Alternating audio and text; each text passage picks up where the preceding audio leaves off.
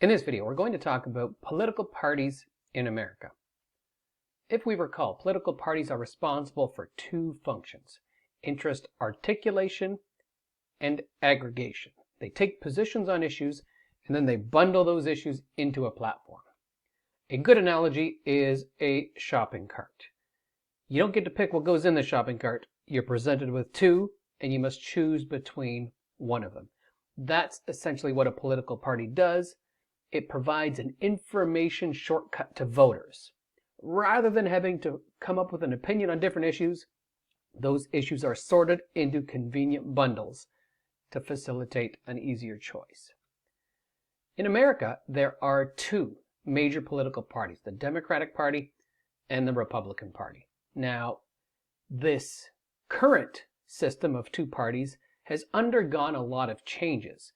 There have been a number of different parties emerge, collapse, and then merge with other parties over the years. Some parties come and go based on different issues at the time. There have been 6 major party systems in America, and that's what we refer to. A party system is a term that refers to the nature of the conflict between the parties and the number of the parties. These 6 party systems have been characterized by different parties, different positions, and then different coalitions of voters that support each party. Sometimes they might get mixed up, which is triggered by a realignment.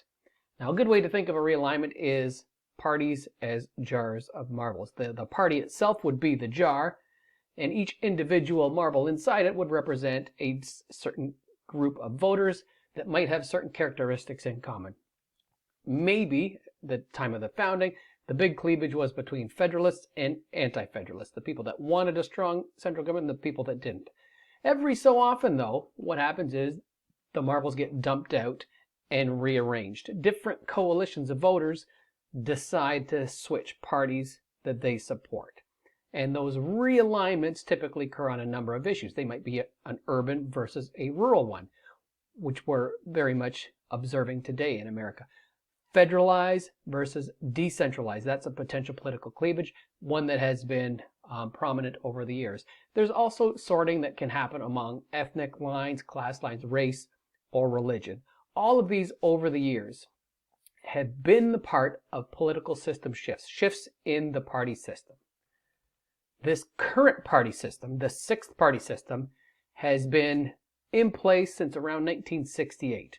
And it's been characterized by 2 parties, the Democratic and the Republican Party, each getting support from specific groups of voters. Now, generally, I say generally because there are exceptions, but in general terms, the Republican Party typically supports interventionist foreign policy and is strong on national defense.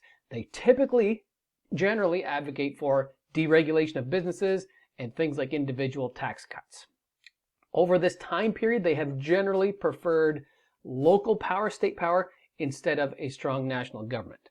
Their support tends to come from social conservative voters, including a coalition of religious groups, and increasingly, in recent years, they've been supported by rural Americans, Americans without advanced degrees, typically without a college education, and southern white voters. That's where their strongest support has come from. Contrast that with the Democratic Party. Generally, over this period, they have supported an active national government. They prefer regulation of businesses and social programs and have championed things like civil rights and environmental legislation. Traditionally, their support came from organized labor, although that is starting to shift a bit. More likely, they are supportive of social progressive issues, things like affirmative action and other diversity-related issues. There's a strong base of support in African American voters, and increasingly they've been drawing their support from urban voters, voters in larger urban centers, and voters with higher education credentials.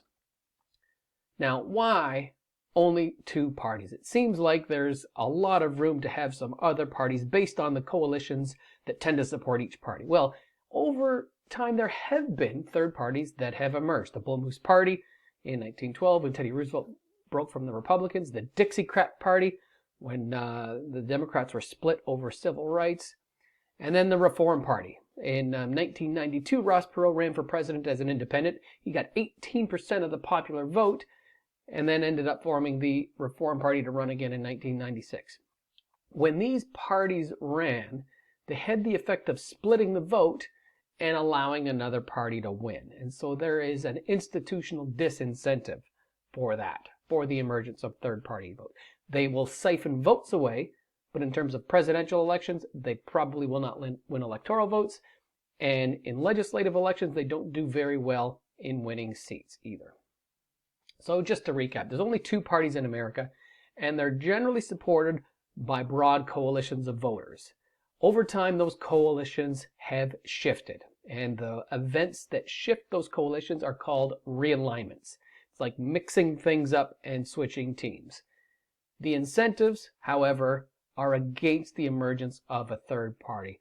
While there are lots of voters that potentially would like to vote for one, they are discouraged from doing so because third parties really don't get traction within this two-party system.